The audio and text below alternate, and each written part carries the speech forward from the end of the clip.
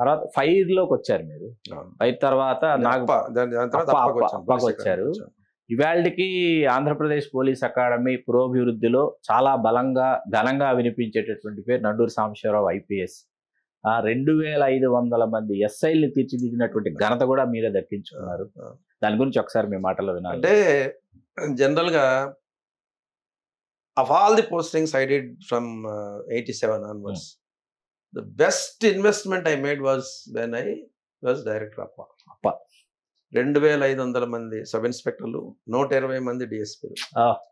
నేను బతికున్నంత కాలం ఎక్కడికి పోయినా సార్ మీరు మా డైరెక్టర్ సార్ అని చెప్పుకుంటారు. ఒకటి. రెండోది ఏంటంటే ఇన్ఫ్రాస్ట్రక్చర్ ఆంజనేయ రెడ్డి గారు వారందరూ కూడా అద్భుతంగా చేశారు. In fact is father of academy అనుకోవచ్చు. ఆయన అందరూ చేశారు, బాగా చేశారు. కానీ నేను పోయిన తర్వాత ఏంటంటే నా మార్క్ అంటూ ఉంటుంది కొంత. ఆంజనేయ రెడ్డి గారే వచ్చి ఇంత స్పెషల్గా అకాడమీని చేశారంటే call it ground, call it rooms, class rooms. కానీ నేను ఐ డోంట్ బిలీవ్, నేను ఒకటే చెప్పాను మా వాళ్ళకి, నేషనల్ పోలీస్ అకాడమీకి ఐపీఎస్ ఆఫీసర్స్ ఎలానో అప్పాకి డిఎస్పీలు ఎస్ఎల్ అని కూడా చెప్పాను. ఓకే. ఒక ఐపీఎస్ ఆఫీసర్ని నేషనల్ పోలీస్ అకాడమీ ఎలా ట్రీట్ చేస్తారో నేను కూడా మిమ్మల్ని అలానే చేస్తాను. 2500 మంది సబ్ ఇన్స్పెక్టర్లు అంటే 2 బ్యాచ్ల్లో 1200 మంది. That was a fantastic thing. కాకపోతే ఇంకొక దాంట్లో గుర్తుపెట్టుకోవాల్సిన విషయం ఏంటంటే వాళ్ళ క్లాసులు నేనే తీసుకునేవాడు లా అండ్ ఆర్డర్కి సంబంధించి. మీకు ఇష్టం కదా బోధన అంటే? మీకు ఇష్టం కదా బోధన అంటే ఇష్టం ఒకటి. రెండోది ఏంటంటే ఏ క్లాస్ కూడా నాకు అసలు అబ్స్ట్రాక్ట్గా చెప్పడం నాకు ఇష్టం లేదు. అంతా జోవియల్గానే ఉండాలి, రియలిస్టిక్ ఎగ్జాంపుల్స్ ఉండాలి, నేను ఎలా చేశాను ఉండాలి, ఇంక్లూడింగ్ జోక్స్. అంటే పిల్లల మీద కూడా జోక్స్ వేస్తూ ఉండేవి అనమాట. దాంతో ఏంటంటే క్లాస్ అనేది law and order problem, law and order ఎలా కంట్రోల్. ఎందుకంటే మెదక్లో ఉన్నప్పుడు ఈ కరెంటు లేక ఈ రైతులు చాలా మంది రోడ్ల మీదకి వచ్చేవాళ్ళు. నేను ఎలా కంట్రోల్ చేస్తాను? ఫైరింగ్ ఉండేది కదా, ఏముండేది. అప్పుడు రైతుల మీద మళ్ళీ చేస్తే తప్పు కదండి ఇది, పాపం వాడు దానికి వచ్చినప్పుడు. సో అవన్నీ నిజంగా నాకు ఒక పక్క నక్సలైట్ సమస్య అయితే, రెండో పక్కన రైతుల సమస్య, కరెంట్ లేక. ఆ రోజుల్లో కొంచెం ప్రాబ్లమే ఉండేది, కరెంట్ మీకు తెలియదే ఉంది, వరి ఎండిపోయిందని చెప్పి రోడ్డు వచ్చేవాడు. సో ఇవన్నీ ఎలా జనరల్ నక్సలిజం ఎలా కంట్రోల్ చేయాలి, దీన్ని ఎలా కంట్రోల్ చేయాలి అనే విషయానికి వచ్చేటప్పటికి వాళ్ళకి విశదీకరణ చెప్పాను. ఇప్పటికి కూడా నా 60+60 120 డిఎస్పీస్లో దాదాపు 30-40 మంది ఎస్పీస్ అయిపోయారు. రెండు రాష్ట్రాలు. గౌతమ్ గారు అని చాలా మంది ఉన్నారు. ఇన్ఫాక్ట్ ఇప్పుడు నేను ఫోన్ చేసిన సార్ అని చెప్పిన అదే ప్రేమతో అదే ఆప్యాయత మాట్లాడతారు. I really take pride.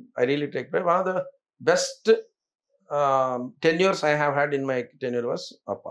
Sir దాని తర్వాత ఫైర్కి వచ్చారు. ఆ తర్వాత మీరు ఆర్టీసీ ఎండి అయ్యారు. ఆర్టీసీ ఎండిగా సార్ నా పర్సనల్ ఎక్స్పీరియన్స్ ఏంటంటే, నేను కొంతకాలం విజయవాడలో ఉండాల్సి వచ్చింది. బస్సులోనే వెళ్లాల్సినటువంటి ప్రాంతాలు కొన్ని ఉంటాయి. విజయవాడ బస్ స్టేషన్కి వచ్చి కొన్ని చోట్లకు వెళ్ళాలి. నేను చాలా సర్ప్రైజ్ అయింది. వాష్రూమ్స్, ఆ తర్వాత వచ్చి మల్టీప్లెక్స్ థియేటర్స్, ఆ సీటింగ్. ఫస్ట్ ఆఫ్ ఆల్ అసలు నేను ఎంత ఆశ్చర్యపోయానంటే, మీ టెన్యూర్లో అయిందని నాకు తెలియదు. నేను అక్కడ ఆర్టీసీ ఎవరైతే ఉంటారో చీఫ్ని అడిగా, ఎవరి టెన్యూర్లో జరిగింది, ఇది ఎవరు చేశారంటే మీ పేరు చెప్పిన వెంటనే అతను రాజమండ్రిలో కూడా చూశాను. అసలు అంత డ్రాస్టిక్ చేంజెస్ అనేది ఎట్లా చేయగలిగారు సార్? అంటే ఒకటండి, నాకు అప్పటికి ఇప్పటికి కూడా whether you like it or not, this is the statement from the bottom of my heart. Sir I'm a common man's man. మీరు డబ్బులుండి మీరు ఏదైనా సాధించుకోవచ్చు, ఏమన్నా అంటే అనకూడదు కానీ న్యాయం కూడా కొనుక్కోవచ్చు ఈ రోజుల్లో, అలా ఉంది. Sorry to say that. కానీ కామన్ మ్యాన్ ఇప్పటికి రంగారెడ్డి జిల్లాలో ఎస్పీగా ఉన్నప్పుడు కూడా ఓపెన్గా చెప్పాను నేను, ఓపెన్గా క్రైమ్ మీటింగ్లో in the presence of so many inspectors I use to tell, మీరు డబ్బులే సంపాదించుకోవాలంటే ఏ పనైనా చేయండి, నేనేం మాట్లాడను, మీరు అడగండి కావాలంటే ఆఫీసర్స్. కానీ కామన్ మ్యాన్ వచ్చినప్పుడు మాత్రం వాడికి సావధానంగా విని వాడికి ఏం కావాలో చేసి పెట్టండి. అదే మీరు భగవంతుని సేవ అంటే అదే అని చెప్పాను. Coming back to bus station అంటే ఏంటి అనకూడదు కానీ, కంపు కొడుతున్న ఉచ్చల దొడ్లు, కూర్చోడానికి సరిగా కుర్చీలు లేక, పైన ఫ్యాన్లు లేక, దీనికి అంతటికీ రావడమే గోదావరి పుష్కరాలు వచ్చినాయి. అవును, నేను ఎండిఆర్టీసీ ఉన్నప్పుడు మంచి అవకాశం ఏంటంటే, గోదావరి పుష్కరాల్లో లక్షల మంది వస్తారు కాబట్టి మనకి రాజమండ్రి బస్ స్టేషన్ మనం షోకేస్ చేద్దాం. చంద్రబాబు నాయుడు గారు అప్పుడు సీఎం, ఆయన ఏం చేశారంటే ప్రతి ప్లేస్ని విజిట్ చేసేవాళ్ళు. విజిట్ చేసి ఒక మాట అన్నారు, నన్ను ఏమైనా మీ బస్ స్టేషన్లో ఫ్యాన్లు కూడా ఉండవా అని కొంచెం ఆయన చిరాకు పడ్డారు. సార్ జస్ట్ 1 వీక్లో, ఇంకా అప్పటికి ఇంకా స్టార్ట్ కాలేదు, అవుతాడు అయ్యే రోజుకి, స్టార్ట్ అయ్యే రోజుకి ఈనాడులో ఒక బొమ్మ వేశారు, పిక్చర్. ఇది ఎయిర్పోర్ట్ కాదండి, రాజమండ్రి బస్ స్టేషన్ అండి. ఆహా, సూపర్. సో ఆ విధంగా నాకేంటంటే ఒక ఏరియాని అందంగా తీర్చిదిద్దడం చేయటం అనేటువంటిది నాకు అంటే చైల్డ్స్ ప్లే. అంటే జస్ట్ మీరు అర్థం చేసుకోండి, నాకు అర్థమైంది. నాకు సునాయాసంగా సునాయాసంగా చేసేయగలను. అందుకనే నేను ఇప్పుడు ఎవరైనా బిల్డింగ్ ఎక్కడ కడుతున్నా నాకు స్ట్రక్చరల్ స్ట్రెంగ్త్ వరకు ఇవ్వండి, కానీ దాని ఆ రూపం ఎలా ఉండాలి, ఆకారం ఎలా ఉండాలి నాది మీరు కాదని చెప్తాను. ఐఎమ్ క్లియర్ మ్యాన్ కాన్షియస్తో.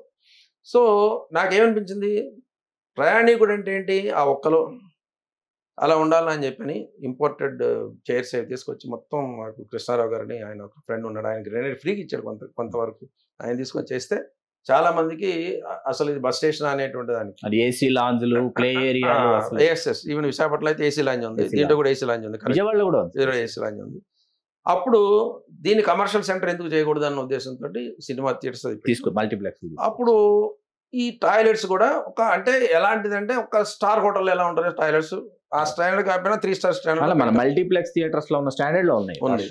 సో అప్పుడు చంద్రబాబు నాయుడు గారిని పిలిచాం. అప్పట్లో ఏంటంటే మాకు కొత్త బ్రాండ్ ఒకటి. ఇప్పుడు ఎలా ఉంటుందంటే చంద్రబాబు నాయుడు గారు గౌరవనీయులు ఎప్పుడైనా ఛార్జీలు పెంచుతా ఉంటే like any other chief minister ఆయన ఎప్పుడు ఎస్ చెప్పారు, ఎప్పుడు ఎస్ చెప్పరు. ఛార్జీలు పెంచుదామంటే ఎందుకంటే ప్రజల మీద భారం అని అంటారు, కానీ ఏసీఎం అని అంటారు, ఈయన కూడా అన్నారు. సో అప్పుడు యనమల రామకృష్ణ గారు వీళ్ళందరూ మాకు చిన్న సజెషన్ ఇచ్చారు. ఆయన చెప్పకుండా చేసేయండి అన్నారు. సార్ ఉద్యోగం పోతే నాకు I may become DGP after this, I don't know, so let me take his consent అని చెప్పి ఫస్ట్ స్టాండ్కి వచ్చి అమరావతి బ్రాండ్ అనేది ఫస్ట్ టైం ఆయన అప్పుడు అమరావతి కడుతున్నారు కాబట్టి ఒక అమరావతి అనే రాజధాని అనే బదులు అమరావతి అనే బ్రాండ్ పెట్టి ఒక నియర్లీ 42 బస్సెస్ ఈచ్ 1 crore చేస్తే సీఎం వాజ్ వెరీ హ్యాపీ. అప్పుడు ఎవరో కంప్లైంట్ చేశారు, సార్ చూడండి సార్ సాంబశివరావు గారు టాయిలెట్ పెట్టి 5 రూపాయలు వసూలు చేస్తున్నారు సార్ అని. ఫుల్ సపోర్ట్ చేశారు. బయట కూడా ఉన్నాయి టాయిలెట్స్, సాంబశివరావు బయట కూడా పెట్టాడు, అక్కడ కూడా పోవచ్చు కదా మీరు అంటే, సార్ అవి బాగాలేదు సార్ అని. ఈ బాగుండాలంటే 5 రూపాయలు వసూలు చేయాల్సిందే అన్నాడు. చెప్తాను అసలు సపోర్ట్ చేశారు. అదేవిధంగా first time in the history of RTC cargo transfer చేయడం మేము మా దగ్గర నుంచి. అవును, కార్గో ట్రాన్స్ఫర్ బై ఆర్టీసీ అనేది అంత క్రితం ఉన్న దాన్ని కంప్లీట్ తీసేసి ఇక్కడ కార్గో ఏ నెల వాళ్ళు చేసేవాళ్ళు. సంవత్సరానికి 9 కోట్లు ఇచ్చేవాళ్ళు వాళ్ళు. అంతే. 12,000 బస్సులు ఉపయోగించుకుంటూ 9 crores ఇచ్చేవాళ్ళు. సో సీఎం గారు వచ్చిన తర్వాత ఒక రోజు ఆఫీస్కి వచ్చిన తర్వాత ప్రొజెక్షన్ చెప్పాను, సార్ ఇది పరిస్థితి, దిస్ ఈస్ ది మనకు వచ్చేది ఇప్పుడు ఎంత, దీనివల్ల 1650 కోట్లు వస్తుంది మనం చేస్తే. సంబంధమే లేదు కదా సార్. శ్యాంబాబు గారు ట్రాన్స్పోర్ట్ సెక్రటరీ, అప్పుడు principal secretary, chief secretary, special CS Shyambabu గారు, ఆయన సీఎం గారు, నేను అది చూసి వెంటనే ఇంకా సాంబశివరావు ఏం మాట్లాడదు మీరు వెళ్ళిపోండి అన్నాను. నేను ఒక చిన్న రిక్వెస్ట్ సార్ అన్న, చెప్పండి అన్న, ఎవరన్నా మీకు ఈ ఏఎన్ఎల్ గురించి ఫోన్ చేస్తే నాకు ఫోన్ చేయబాకండి సార్ మీకు. అంతేగా, రికమెండేషన్ ఫోన్ కాల్స్ వస్తాయి తర్వాత, నేనుగా ఫోన్ చేయను మీకు, గో హెడ్ అన్నారు. So that way frankly speaking everywhere, honestly, let me tell you, sir, I used to take support from the seniors and even political bosses దగ్గర నుంచి కూడా, but never I went into a serious confrontation with them. Never I went. నా మార్క్లో నేను convince చేసాను, this is the things అని. So RTC ప్రస్థానం అనేది ప్రతి ఇట్లని బట్టి ముందు జిల్లాలు, తర్వాత రెవెన్యూ డివిజన్ సెంటర్స్ అని 110 bus stations in the state were modernised. దేనికంటే దానికి కారణం ఉంది.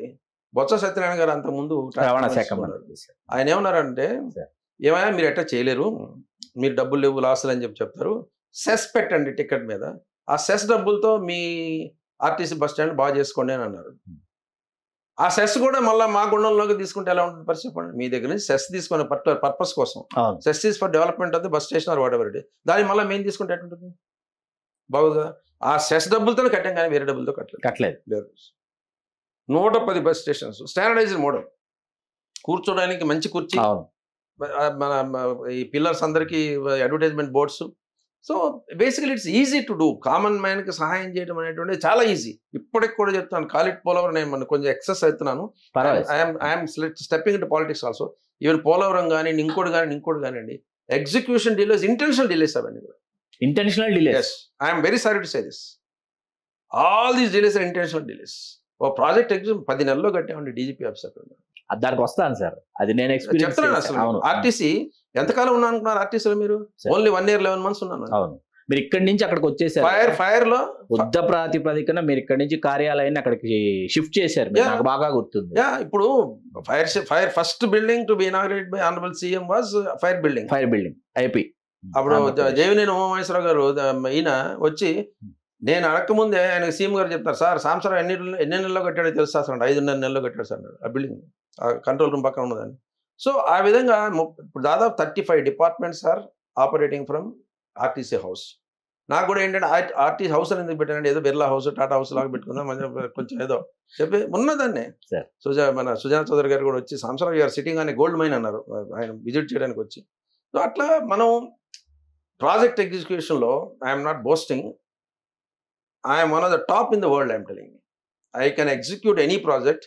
ప్రాణం పెట్టేస్తాను అక్కడే రాత్రి పగలబడి. మీరు అన్నారు కదా CCS లో 3.5 పోయినరా గెట్ చేసినట్టు, అది కూడా నాకు అంతే ప్రాజెక్ట్, అది కూడా ప్రాజెక్ట్ అన్నారు. సో ఇక్కడ కూడా ఏంటంటే, sorry to say about Polavaram whatever it is, with due respects to the people they are engineers and political leaders, తప్పది. You want execute, you can execute in the shortest possible time. ఈ రకరకాల రాజకీయాలతో మనం ఏం చేయలేం. Cock and bull stories చెప్పుకుంటూ time ని track చేస్తూ ఉంటాం. Please do subscribe to Telugu Rajyam channel. Please do subscribe to Telugu Rajyam channel. Please do subscribe to Telugu Rajyam channel. Hi అండి, నేను మీ ఆర్పీని, నెల్లూరు పెద్దారెడ్డి చేపల పులుసు ఓనర్ని. మీరు తెలుగు రాజ్యం అనే ఈ యూట్యూబ్ ఛానల్ సబ్స్క్రైబ్ చేసుకుని మంచి వీడియోలతో వస్తారు. Thank you so much. Hi people, I'm Sonakshi Verma and you please watch Telugu Rajyam and please subscribe to the channel.